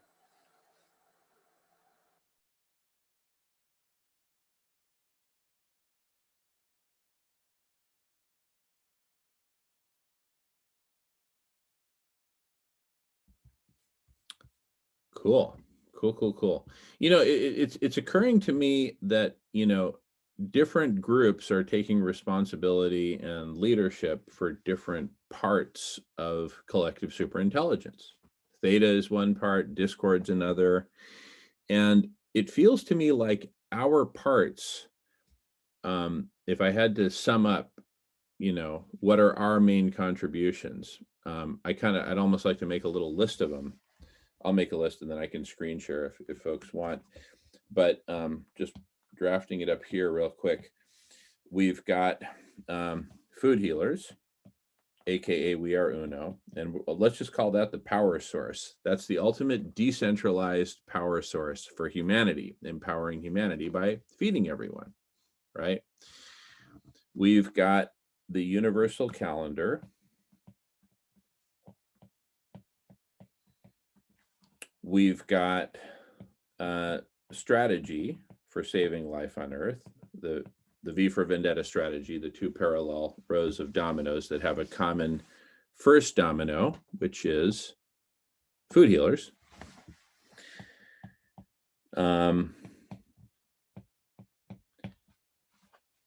We have architecture for collective superintelligence. Anyway, I'm just kind of identifying, what are we really good at here, right? We're good at a bunch of things, right? And we're also really good at the conversation, right? The 24/7 conversation, the 24-hour block party, just pioneering this medium and this culture. I would add collective agency as another. I mean, the thing is that there's so many parts to this. It kind of feels like we're all a bunch of 20-year-olds going to work for Apple at the same time. It's like, whoa, there's just so many cool projects going on all at once, or going to work for Holochain, or going to work at, whatever. There's just so many cool parts happening all at once, and all of them are vital, right?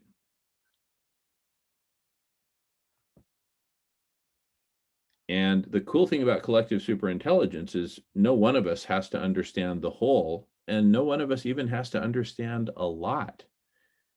But each of us just needs to be able to plug in and work on something that's important, right? And increasingly, the collective superintelligence is really self-organizing, right? The internet itself was a major leap forward in self-organization of the collective superintelligence. Then came Google. Then came Facebook, and all of these have their imperfections.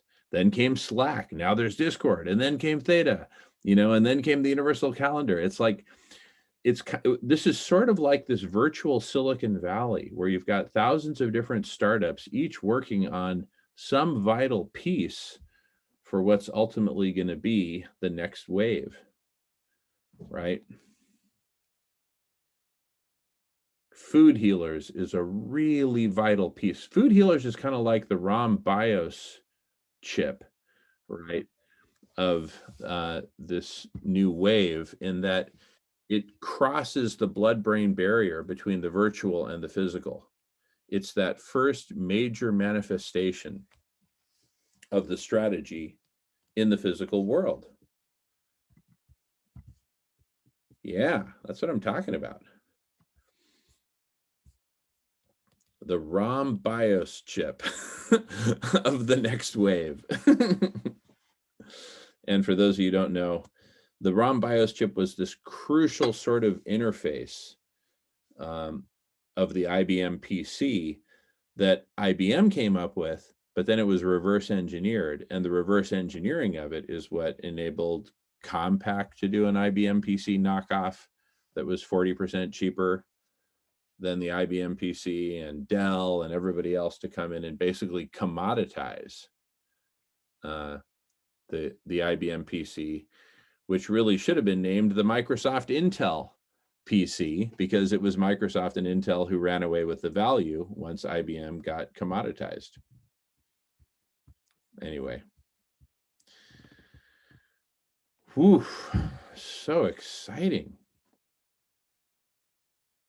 So crazy exciting.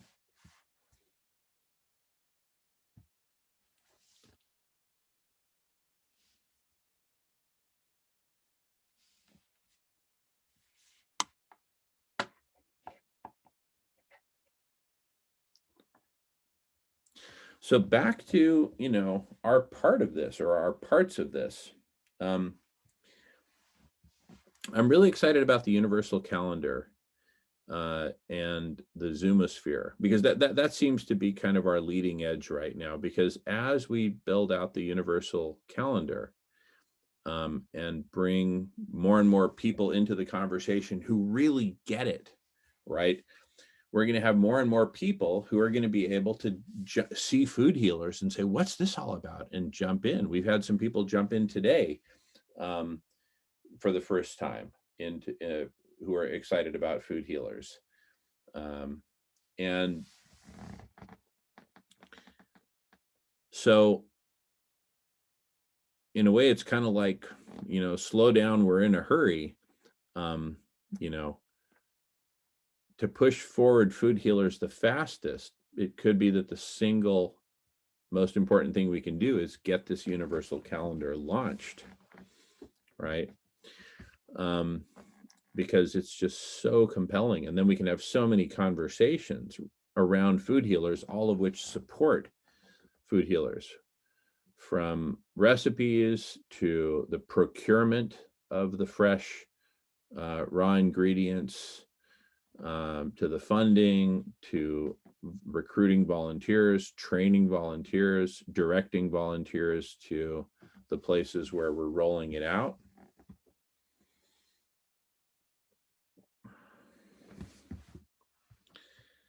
And so back to the, here, let me just share on the screen once again. And especially when I screen share, just jump in. Don't raise your hand or anything, just jump in because I can't see you. But these are kind of the main meetings or conversations that we want to schedule and put up on the universal calendar, related to, collective superintelligence and really getting this whole thing rolling. The starting point of all is agency, our collective agency, recognizing that together we can do this. We can bring together humanity in this decentralized way and change the course of history. The next big one is that which depends upon that agency is collective superintelligence, the network of conversations. And the first important part of that is precisely the universal calendar. Now, this whole thing, this whole circle, and some other things that we're adding here below that I'll cover in a minute, that's what I'm calling the fundamental curriculum. Okay? There's certain fundamental conversations that need to be mastered in order to really get the whole of it. Now, and then as Alan was talking about a little bit earlier with the on-ramps, we have the strategy for marketing and growth. How do we get this to grow? How do we invite and incorporate and onboard new groups, new communities, not necessarily new, but I mean, they could be years old, but new to the universal calendar, right? From there, solutions strategy, and here's the best solutions strategy that I know of, is the one we've developed right here, the one that starts with food healers as the first domino. This is solutions for the real world. Everything else we've been talking about up until now all exists in the virtual, right? This is physical, real world solutions, and food healers is number one. That's the first domino that gets two different trains of dominoes going. That's why I call this the V for Vendetta strategy. If you've seen the movie V for Vendetta, there's this one scene where there's the most elaborate domino train imaginable. He kicks over the first domino and it kicks off multiple trains. Well, here there's two trains, the humanity train and the Mother Earth train. But the common initial domino is food healers. It kicks off the provisioning, the meeting of all basic human needs as public services, as public goods.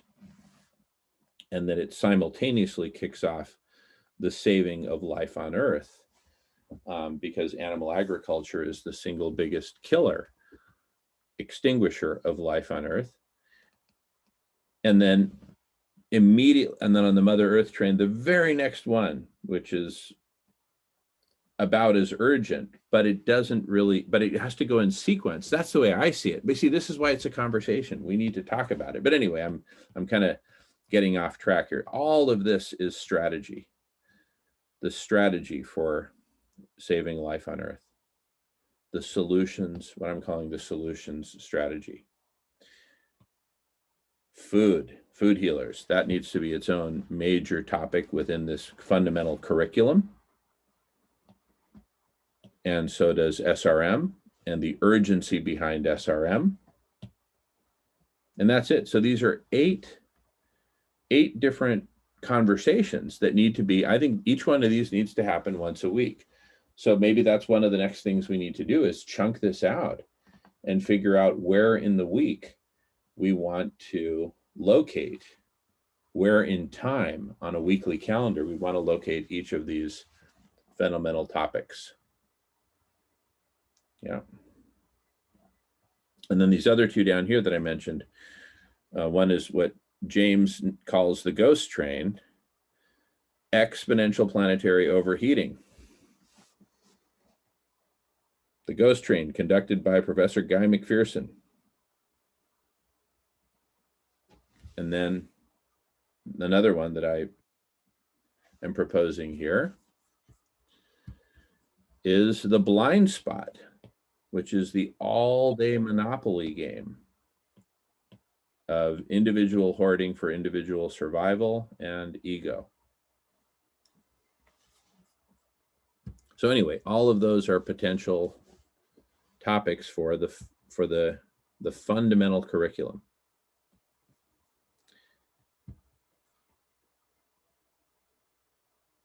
And let's see, Forrest wrote, not getting the value or fundamentals of food healers. Okay, please explain food. Okay, great. Let's take a moment and explain food healers. And in fact, what I'll take this opportunity to start a new recording so that we can do that. Welcome back, Sister Ivy.